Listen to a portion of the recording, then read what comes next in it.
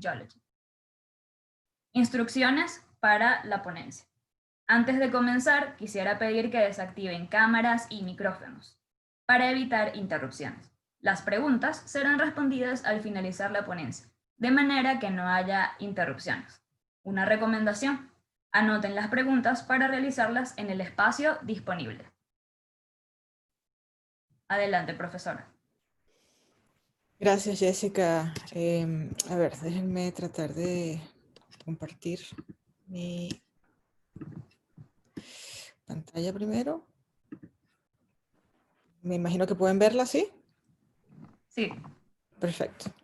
Bueno, Jessica, muchísimas gracias por la introducción. También quiero agradecerle a los capítulos estudiantiles de la APG en Venezuela y a la Sociedad de Geofísicos por organizar estas charlas.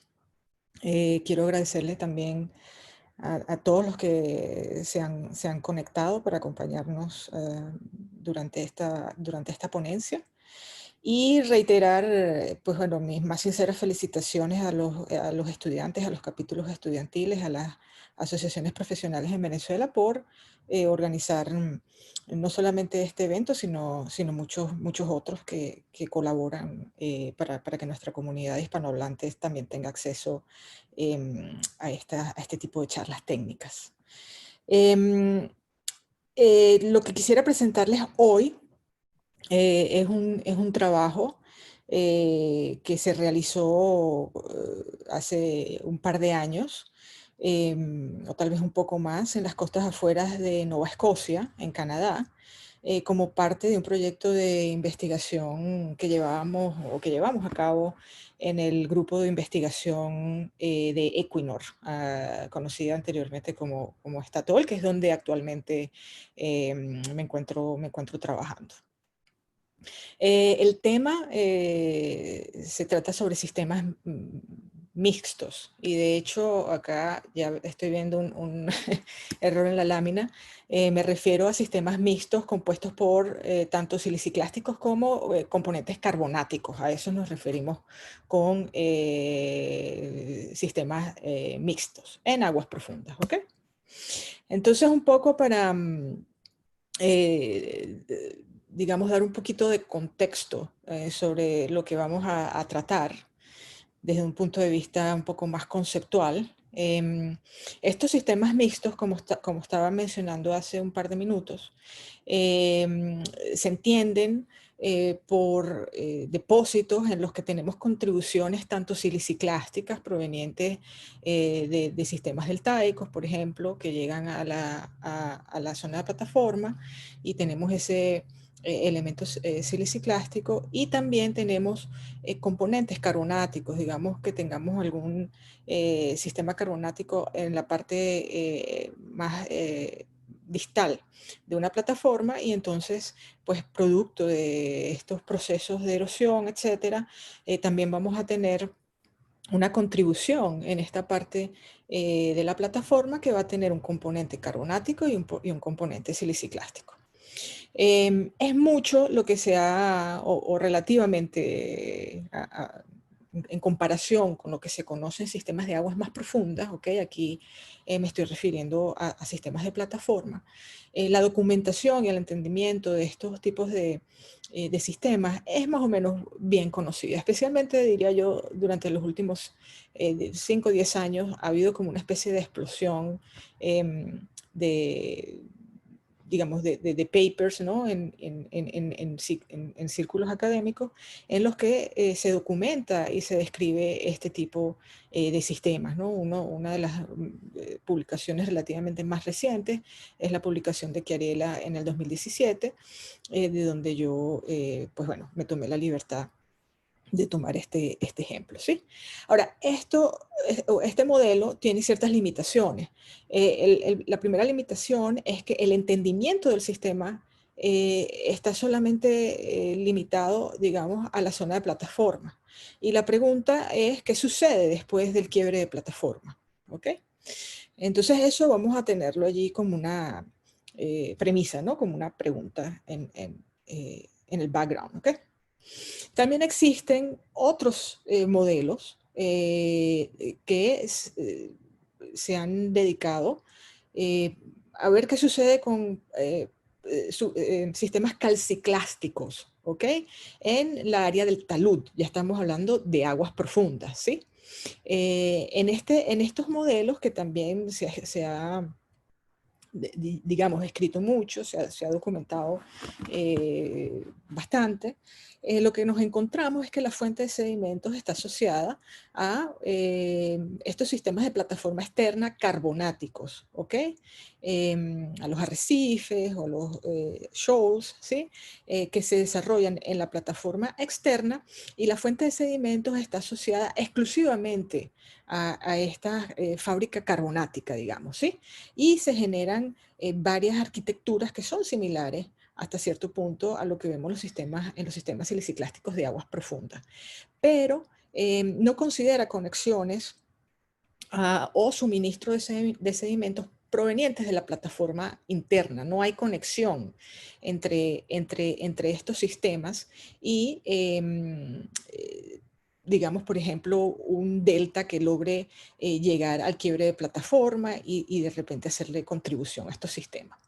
Entonces, hay un gap, hay una brecha en el conocimiento, porque no sabemos realmente qué sucede en el talud de márgenes continentales cuando sistemas mixtos, tanto siliciclásticos como carbonáticos, okay, hago aquí la corrección otra vez en la lámina, están activos, tanto en la plataforma como en la zona de quiebre de plataforma. Y ese es el gap de conocimiento o la brecha de conocimiento que nosotros, digamos, identificamos hace unos años, viendo los datos que teníamos presentes en Nueva Escocia.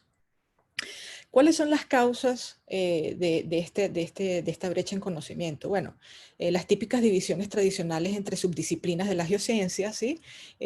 Por ejemplo, mi background o mi fuerte es más bien siliciclástico. Realmente fue la primera vez que yo me vi expuesta a sistemas carbonáticos a nivel de un trabajo concreto, ¿sí? Y tenemos nuestros nichos, digamos, de disciplinas, ¿no? El que se dedica un poco a los siliciclásticos como que tiende a quedarse allá, y el que estudia carbonáticos como que se queda también en ese tópico, ¿no? Entonces no hay, digamos, integración, digamos, de ciertas observaciones y de ciertos conocimientos. También está este asunto de la creencia de que los sistemas carbonáticos, porque están afectados por, digamos, situaciones climáticas, etcétera, se activan y se desactivan de forma instantánea. Es como que alguien, digamos, pasa el switch, ¿no? On and off. Cambia la temperatura, cambia las condiciones de la columna de agua, etcétera, y la plataforma carbonática se murió de un día para otro. Y eso no sucede así siempre, ¿ok? Generalmente no se considera que se pueden pasar etapas de transición o coexistencia incluso con sistemas siliciclásticos. Y este componente de transición y coexistencia con sistemas siliciclásticos es de lo que se trata esta charla hoy. Dicho todo esto, ¿no? También hay limitaciones en lo que se refiere al acceso de datos, tanto en lo referente al tipo de dato como a la cobertura de datos. Y me refiero a cobertura al área. Generalmente estos son estudios que tú necesitas coberturas de cientos de kilómetros para poder apreciar realmente las variabilidades tanto verticales, pero más importante, las variaciones laterales dentro de una ventana de tiempo geológico particular. Y ese fue uno de los, digamos, las ventajas que tuvimos en este estudio, porque teníamos, si bien los datos no eran muy recientes, había una cobertura de datos más o menos extensa a través de un margen completo, ¿no? Y es lo que les voy a mostrar hoy. Dicho todo esto, sí hay algunos ejemplos en los que este tipo de relaciones, me refiero a sistemas mixtos que afectan o que han sido documentados en aguas profundas o al menos en la parte superior del talud, son limitados y la mayoría de ellos se concentra en sistemas modernos. Si ustedes están interesados en este tipo de tópicos, yo les recomiendo que, por ejemplo, esta publicación de Francis et al. En el 2008 trata un ejemplo en el Golfo de Papúa Nueva Guinea, donde existe, digamos, contribuciones siliciclásticas provenientes del continente que pasan por una plataforma donde existen ciertos crecimientos carbonáticos, no muy extensos, pero presentes, y digamos, existen procesos erosivos y de transporte hacia la parte externa de la plataforma y hacia la parte superior del talud, que permiten que estos procesos de mezcla se lleven a cabo y ellos tratan ese asunto, ¿no? En nuestra revisión estoy segura de que debe haber, pues bueno, más casos. Encontramos varios ejemplos, pero nuevamente no es fácil en el récord existente en la literatura encontrar casos que se dediquen al estudio de este problema en particular. Aprovecho la oportunidad también nuevamente para hacer un poco de propaganda aquí y digamos, si están interesados en el tema, nosotros después de varios años de trabajo en Equinor, logramos conseguir los permisos para publicar parte de este trabajo y es la publicación de la APG, que si no me equivoco salió en octubre del año, sí, octubre del año pasado, en donde varios colegas, incluyendo Jesús Ochoa, también un colega venezolano de la Universidad de los Andes, Ian Lont y Laura Sem, digamos, documentamos esto en este paper. Pues bueno, ahora digamos, mi intención con las láminas previas era un poco darles una visión de por qué este tema es interesante, más allá de un caso estudio en una geografía particular. Yo considero que este es todavía dentro de los tópicos de la geología uno de los casos donde hay oportunidad para documentar cosas nuevas y a mí realmente me gustaría mucho ver más cosas hechas con este tópico. Pues bueno, ya para entrar un poquito en materia sobre el caso en Nueva Escocia, acá les estoy mostrando una tabla estratigráfica que muestra los nombres de las formaciones que dominan el margen dentro de un contexto cronoestratigráfico, y para ubicarlos un poco, el tiempo en el que nos vamos a estar ocupando es este tiempo que está entre el Jurásico tardío y el Cretácico temprano, con especial énfasis en esta zona de transición entre el Jurásico y el Cretácico. Aquí pueden ver que este gráfico trata de representar la zona proximal de la plataforma en la izquierda y la zona más distal hacia la derecha, ¿sí? Y pueden ya ver desde aquí que incluso desde un punto de vista descriptivo estaba ya documentado primero la presencia de sistemas siliciclásticos representados acá en amarillo en zonas más proximales y sistemas carbonáticos representados en azul en zonas un poco más distales. La gran pregunta era, esto acá ya representa la parte superior del talud, la cuenca. La gran pregunta era qué sucedía en estas zonas distales, y aquí fue donde nosotros comenzamos un poco, digamos, a llenar o agregar al conocimiento que ya existía. Y vamos a seguir conversando sobre eso. Acá lo que les estoy mostrando es un mapa base que van a ver a través de la presentación, donde vemos la localización de Nueva Escocia, ¿sí? Estamos hablando de que estos son alrededor de unos 25 kilómetros. Esta escala que tengo acá abajo, o sea que se pueden imaginar aquí, estamos hablando de unos 200, 300 kilómetros de noreste a sureste en área. Y tenemos esa superficie que ven en el mapa, representa una superficie que nosotros llamamos, o que se llama la nomenclatura del margen, J150, ¿ok? Es una superficie que está acá justamente cerca de esta transición jurásica-cretácica. Yo les voy a mostrar este mapa en más detalle acá. Y bueno, vemos esa superficie. En rojo van a ver la localización de lo que es el quiebre de plataforma, que además debo mencionar a través del tiempo geológico, la localización de ese quiebre de plataforma realmente no ha cambiado mucho. En este color que ven acá, lo que estoy mostrando es la localización de cuerpos de sal, ¿ok? Y luego vemos la distribución de los pozos en el margen. Creo que aquí vale la pena hacer una pausa y desde el punto de vista exploratorio mencionar que este es un margen en el que se ha hecho exploración desde los años, no sé, 70, 80. Hubo varios descubrimientos en el área de la plataforma. Hay un campo aquí que se llama Panuk. Y en Sable Island también. Pero no ha sido un margen realmente comparado con otros sitios, ¿no? Golfo de México, Venezuela, etcétera. No ha sido un margen muy prolífico.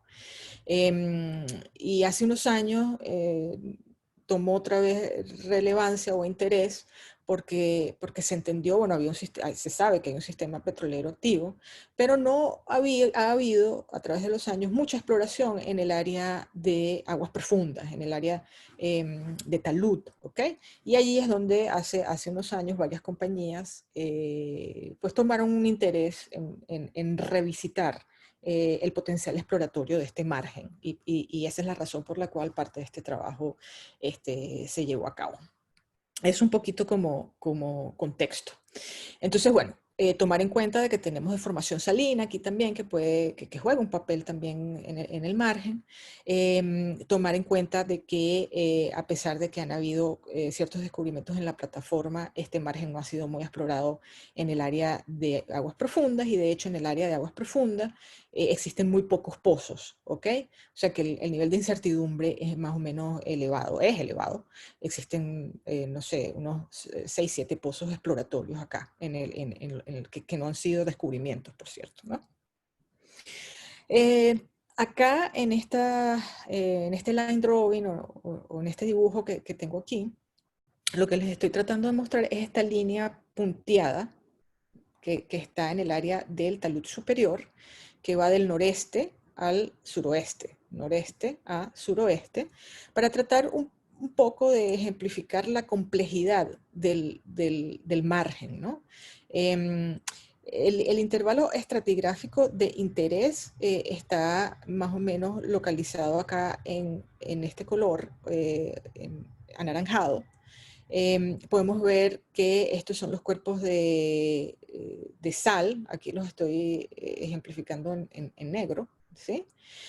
Podemos ver también, la interpretación aquí es que en muchas partes del margen la calidad de los datos sísmicos era muy pobre, básicamente porque mucha de esta sísmica se adquirió en la década de los 80, cuando pues bueno, las técnicas de adquisición no estaban tan avanzadas como ahora. Y lo que voy a hacer, o lo que vamos a hacer durante la charla, es mostrar cómo una serie de observaciones a nivel regional y semi-regional nos ayudaron a nosotros a entender un poco la historia geológica de este intervalo.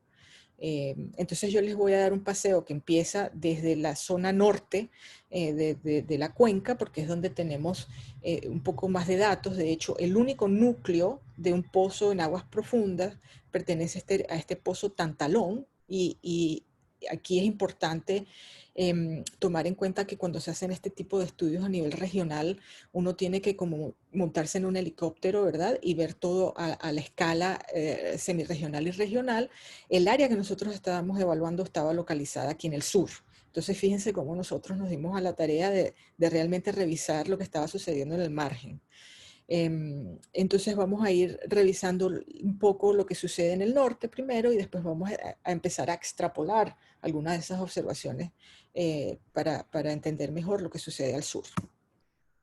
Lo que les voy a mostrar en la siguiente lámina es una línea regional que pasa por acá, ¿ok?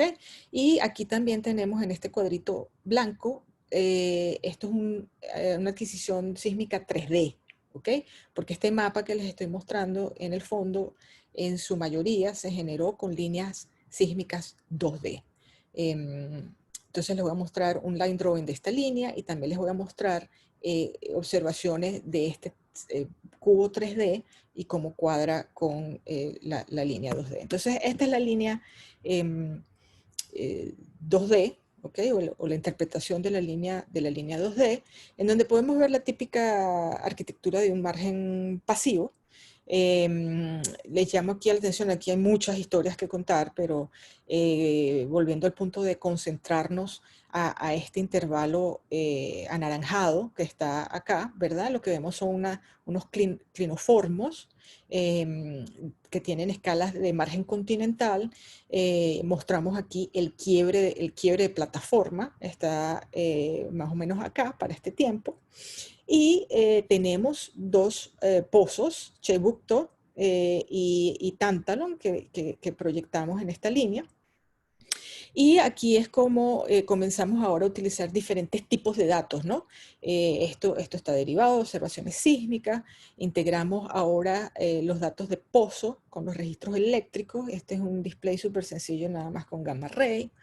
Y utilizando, por supuesto, los reportes de pozo, etcétera, y el estudio de las electrofases, el stacking pattern, que llaman también, comenzamos a ver que aquí lo que tenemos es ambientes básicamente de prodelta, ¿ok? Aquí los sistemas fluviales lograron llegar al quiebre de plataforma, tenemos estos sistemas de prodelta y lateralmente vemos una transición que nos lleva a este pozo Tantalon en el que les dije había datos de núcleo, donde vemos que las características de las electrofases y las fases descritas cambia radicalmente. Aquí tenemos, disminuye el porcentaje de arenas, aumenta el porcentaje de lutitas, etcétera, ¿no?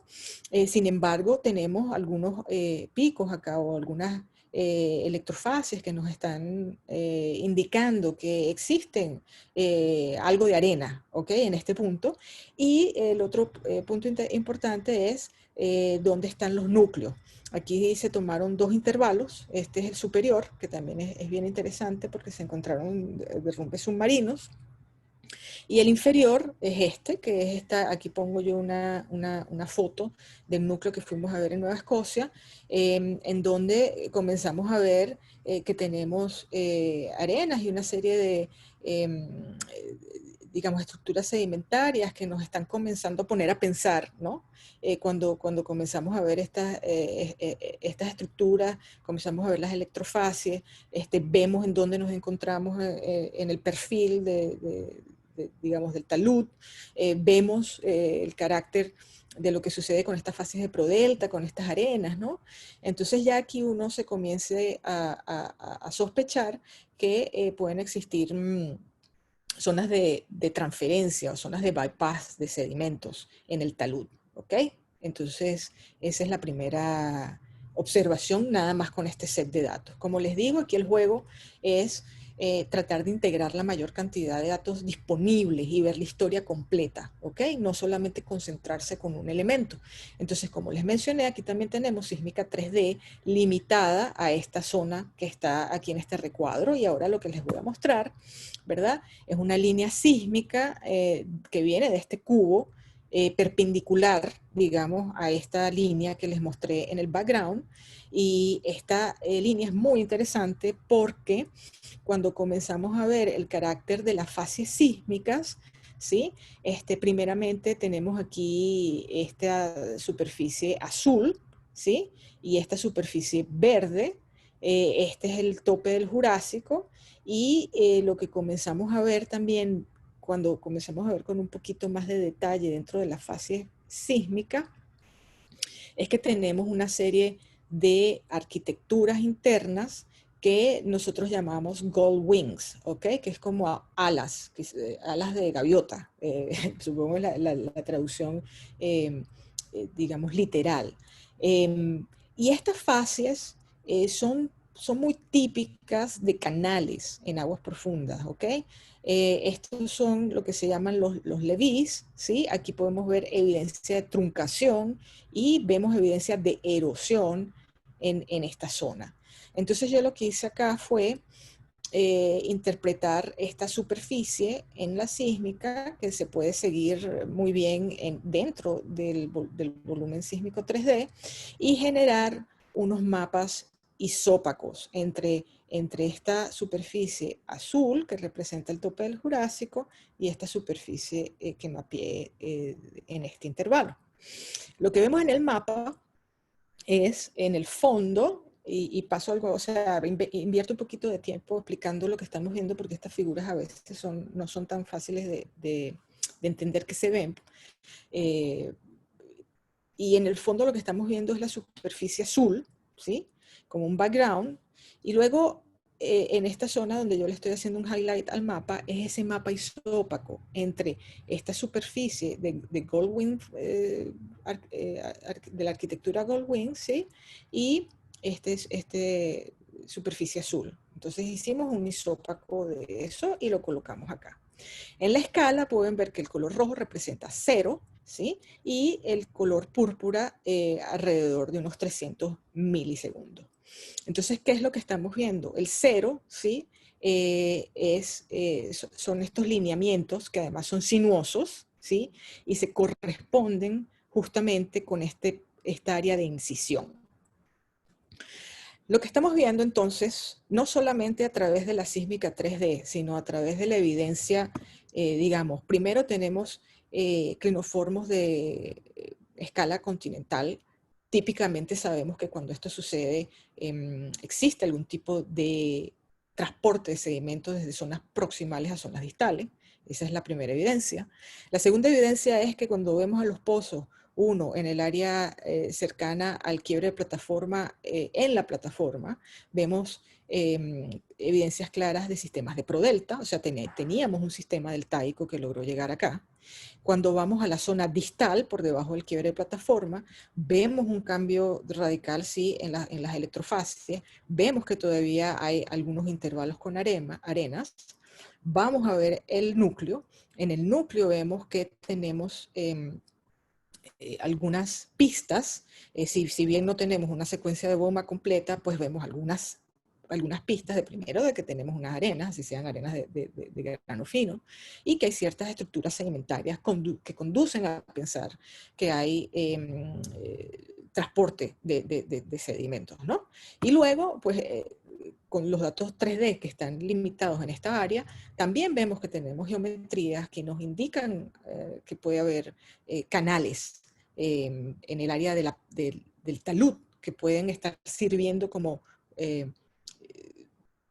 elementos que permiten el transporte de estos flujos de gravedad o turbiditas en el área del talud superior. Fíjense que yo me he cuidado mucho hasta ahora de darle el nombre turbidita a esto, porque la turbidita ya es la interpretación, ¿no? Y yo no quiero aplicar un modelo desde una etapa muy temprana. Lo que queremos es ver los datos primero. Entonces, bueno, elaborando un poco más en eso, también, por supuesto, en la zona de plataforma hay más datos de pozos y comenzamos a hacer una serie de transectos con los pozos. Aquí estamos viendo estos pozos, Olimpia, que es el más proximal, Chebuco, que es el que les mostré en la lámina anterior, que está más cercano al quiebre de plataforma, y aquí pueden ver radicalmente el cambio de fases, ¿no? En Olimpia tenemos muchísimas más arenas y aquí tenemos sistemas fluviales mayoritariamente. En Chebuco, que está más distal, cercano al quiebre de plataforma, tenemos más de estas fases de prodelta. Tenemos el pozo Anápolis, ¿sí? Que está más directamente, porque a Tántalo lo proyectamos en la lámina anterior, pero está más directamente en la zona baja del quiebre de plataforma cercano a Chebuco, pero las facies, como ven, son bastante similares. Y estas son las típicas facies, como mencionaba, de turbiditas en la parte superior del talud. Y luego tenemos el Tantalón, que es más o menos paralelo ¿sí? Con fases similares y como les había demostrado, tenemos los núcleos, tanto el 2 y el 3, que también nos confirman que estamos en un área donde tenemos procesos gravitacionales afectando a los sedimentos, tanto derrumbes submarinos, que fue el caso de este núcleo 2, esa es otra historia, como lo que les mostré con este fragmento del núcleo, que nos está llevando a pensar que tenemos también turbiditas y que existe una posibilidad de que tenemos pasajes de arena en esta zona. Por supuesto, en estas localizaciones que no fueron descubrimientos y donde falló fue el reservorio por ser muy delgado, sabemos que allí pues estas fases, imagínense, 18 milímetros, obviamente pues aquí nuestro reservorio va a fallar, ¿no? Obvio. Pero la pregunta es, ¿qué pasa con toda esa arena que está haciendo bypass? ¿Verdad? ¿Esa arena va a algún sitio? ¿Para allí? Esas son las preguntas, ¿no? Que uno se comienza a hacer desde el punto de vista exploratorio. No hay suficiente arena en el sistema para que pase más hacia aguas profundas, o sea, ¿cómo sucede esto, no? Entonces uno empieza a plantearse todas esas incógnitas.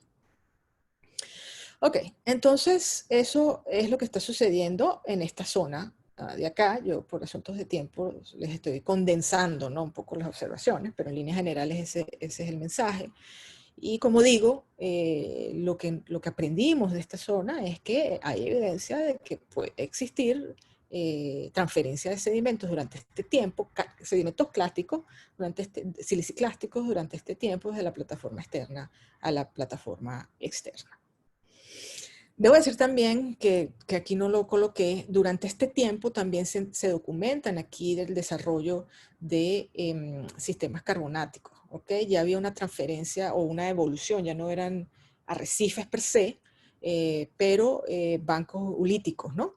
Entonces eso fue algo también interesante de observar y ya voy a elaborar un poquito más en eso. Ahora vamos a movernos un poco hacia la parte sur del margen, ¿sí? Y lo que les estoy mostrando en este mapa corresponde con este rectángulo rojo. Y lo que esto es un mapa isópaco de ese intervalo que nos interesa, ¿ok? De este intervalo anaranjado. Y lo que vemos es la localización de lo que podría llamarse más o menos el quiebre de plataforma, ¿sí? Los colores azules aquí están representando intervalos más gruesos desde el punto de vista de espesor, mientras que los colores rojos representan intervalos más delgados. Cuando vemos un poco en detalle, vemos que esos intervalos azules parecen estar definiendo unos lineamientos que de alguna manera pueden estar conectados con la plataforma. Esta línea, y esto que les estoy mostrando acá, esto es sal, donde la imagen sísmica se deteriora terriblemente y es muy difícil ver, ¿no? Por eso ven esos huecos en negro. Esta línea es una línea que va por acá, una línea semirregional, que les demuestra el carácter del margen y nuevamente vean ustedes allá lo que está en anaranjado, es diferente a lo que vimos un poco al norte, aquí hay muchísimas más fallas, también influenciadas por la tectónica salina, eso ya sería otra charla. Los sistemas declinoformos cambian un poco, ya los vamos a ver en más detalle. Y por referencia, acá también tenemos otro cubo de sísmica 2D que estoy mostrando aquí en este recuadro, que es básicamente este recuadro blanco. ¿Okay? Este mapa se hizo también mayoritariamente utilizando sísmica 2D. Entonces vamos a seguir investigando acá. Un dato interesante es que cuando vemos a la sísmica 2D en la zona de plataforma, los clinoformos que vemos ahora no son clinoformos con una escala continental, como los que vimos en esta zona. Estos clinoformos son más pequeños, ¿ok? Digamos, la altura del clinoformo es más pequeño, pero vemos un claro avance de esos sistemas hacia la zona distal. Y tradicionalmente cuando esto sucede, ¿ok? Porque bueno, lo hemos visto en otros márgenes, donde las imágenes son mejores, lo que nos encontramos generalmente es que estos sistemas son más eficientes en los procesos de transportar sedimentos de grano grueso hacia la parte distal. de los sistemas. ¿Ok? Entonces esa es la hipótesis, ¿no? Y volvemos otra vez con el asunto de la pregunta, ¿no? Y entonces cuando comenzamos a ver estas observaciones, nos comenzamos a preguntar cuál es realmente la capacidad de transporte de estos sistemas, y es que acaso acá teníamos también una fuente de sedimento capaz de proveer suficiente arena. Entonces allí comenzamos pues a investigar un poco más. Otra vez vuelvo a hacer hincapié en la necesidad y en la importancia de integrar diferentes tipos de datos porque a diferentes escalas, porque no solamente un tipo de dato nos va a dar la respuesta, ¿ok? Y lo que estamos viendo es ahora una sección transversal utilizando pozos en el margen, y estos pozos, como pueden ver, están en su mayoría en la zona externa de la plataforma. O muy cercanos, en el caso de, por ejemplo, Albatros, muy cercanos al quiebre de plataforma, o Acadia, por ejemplo, que es este que está acá, que está un poquito allí en la plataforma, pero la plataforma es bien externa, tal vez un poquito más abajo, ¿no? ¿Qué vemos en los pozos? Vemos primero que algunos de ellos están dominados por el desarrollo de sistemas carbonáticos. En estos casos, estos son sistemas no son arrecifes, sino que son sistemas como barreras carbonáticas con muchas ulitas, no sé si lo estoy traduciendo de manera correcta. Y también vemos que en algunos de estos pozos vemos también arena y vemos alternancia de arenas siliciclásticas con estos sistemas ulíticos asociados con estas barreras ulíticas que se desarrollan en esta parte del margen durante este tiempo. Lo vemos aquí también, ¿no? Y en Acadia, que como digo está un poco más distal, sí vemos estos sistemas ulíticos más desarrollados, más gruesos, ¿no? Otra cosa importante aquí, aparte de, sí, yo con esto soy muy repetitiva con lo de integrar los diferentes tipos de datos, cuando vemos los datos bioestratigráficos, sumamente importante. Acá nos dimos cuenta de que en este pozo, Albatros, muy importante, tenemos un gap de tiempo entre esta parte de la unidad, o esta parte del pozo y esta parte superior. ¿Ok? Entonces, es por ello que interpretamos, también jugando con la sísmica, etcétera, ¿no? Que aquí había un gap mayor, revelado por un gap de tiempo mayor, revelado por la información bioestratigráfica, y creemos que lo que esto está representando es una zona de bypass, una zona de entrada de sedimentos hacia la parte del talud que proviene de la parte trasera de la plataforma.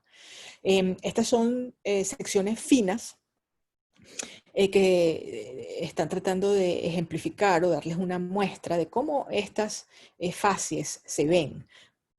Puedes tener en alguno de estos intervalos azulitos, puedes tener waxtons esqueletales, que son muy comunes en depósitos de laguna, y también ves la acción, digamos, de tormentas, porque a veces tienes fragmentos que son transportados, que están rotos, etcétera, ¿no? En otros casos, donde tenemos siliciclásticos en los intervalos amarillos, vemos cosas como estas, ¿no? Areniscas de grano fino que están asociadas posiblemente con depósitos de prodelta. Entonces, se ve mucho eso en este tipo de situaciones, ¿no? También fíjense que estos dos pozos son los que están más cercanos a esta zona donde encontramos el gap, mientras que Acadia y Bonet están más distales, ¿no? Y entonces es posible, ¿no?, que la influencia del componente siliciclástico no estuviera tan asociado a estos dos extremos, ¿no? Ahora vamos a ver, déjenme irme un poquito para atrás. Bueno, aquí está el mapa. Vamos a ver un detalle de la sísmica 3D acá. ¿Ok? Y lo que les estoy mostrando aquí es otra vez un mapa isópaco de ese intervalo de interés que utilizamos o que generé utilizando nada más la sísmica 3D. Yo creo que vale la pena devolverse un momento para ubicarlos otra vez con respecto a este mapa.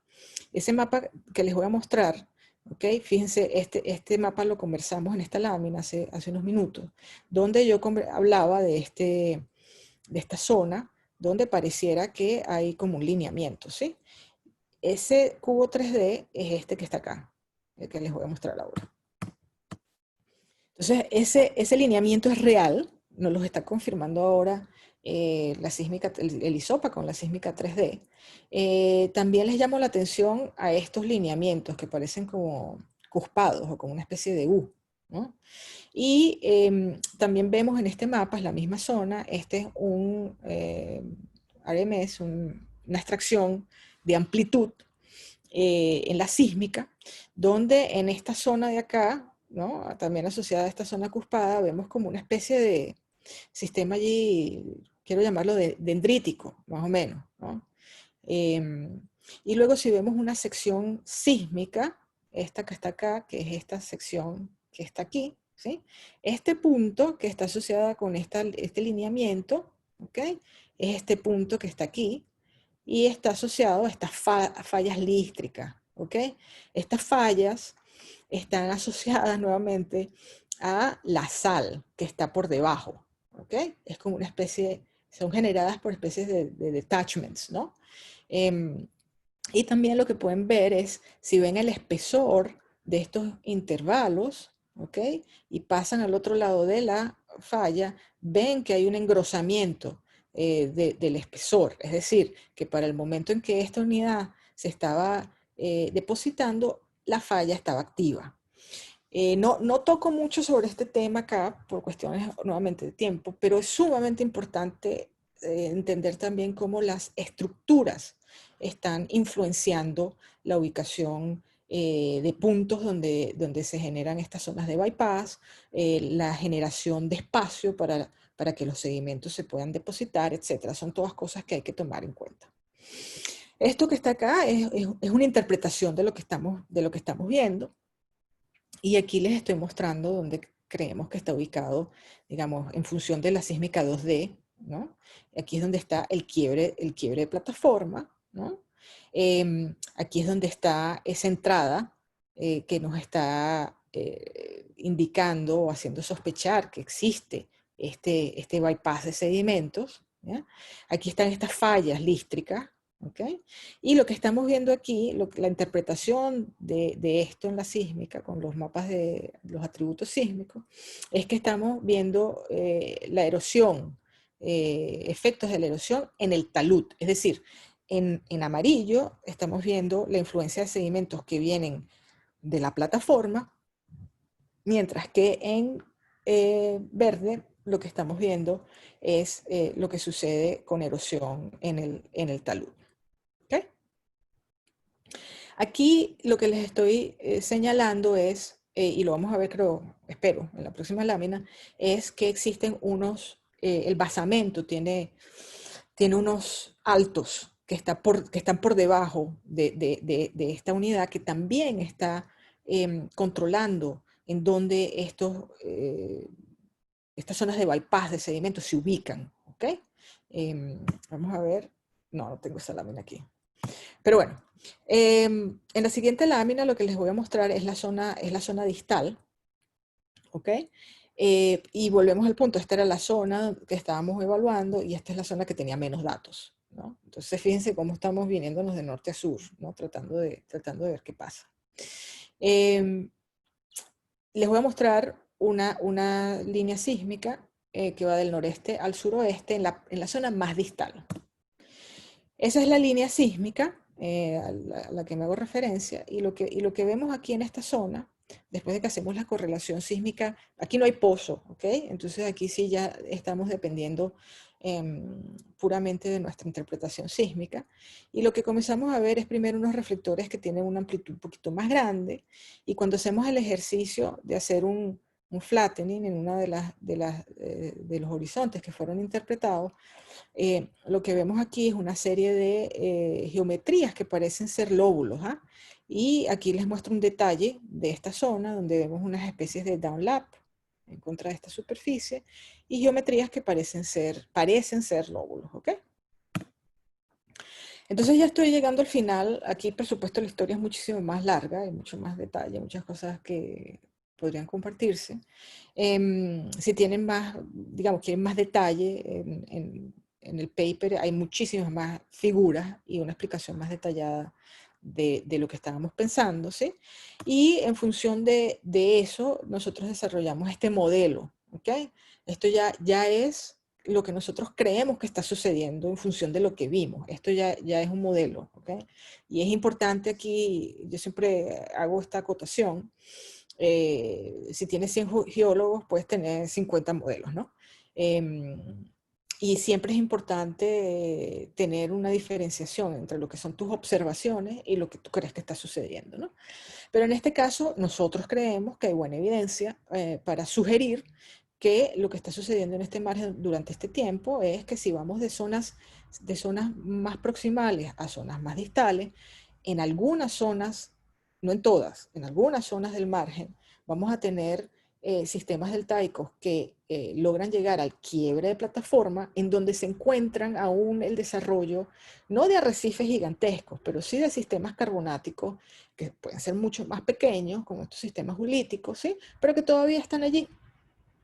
Y nos vamos a encontrar, bueno, detrás de esto, sistemas de lagunas que se mezclan, digamos, con la influencia siliciclástica de la parte del prodelta, ¿sí? Pero en algunas zonas, sobre todo en zonas que están estructuralmente controladas por estructuras profundas, que tal vez permiten, digamos, la generación de zonas de bypass o de quiebre, vamos a ver que los sistemas fluviales van a poder pasar esa zona y hacer bypass de sedimentos hacia la zona del talud. Eso es lo que vemos con el núcleo en la zona norte. Es importante destacar entonces que desde el punto de vista exploratorio, encontrar esas zonas no quiere decir que vas a tener unos yacimientos a nivel de yacimiento, de que vas a tener yacimientos bien desarrollados allí, porque esa es una zona de bypass, hay mucha erosión, ¿sí? Pero creemos que con esta línea que yo les mostré, ¿verdad? Con estos lóbulos que estamos viendo, creemos que tal vez esos sistemas de bypass de sedimentos han logrado transportar un porcentaje importante de arenas hacia la zona distal.